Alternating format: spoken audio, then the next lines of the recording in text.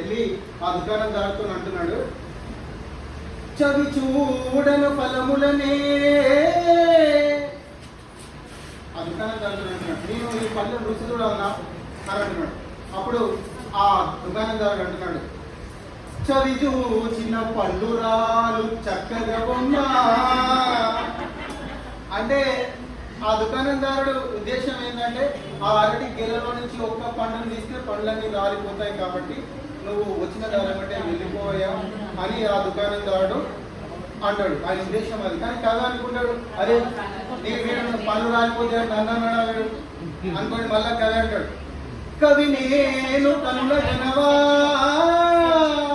అరే నేను కవిరా, నీ కళ్ళ కవిలా కనబడతలేనా అని అంటాడు.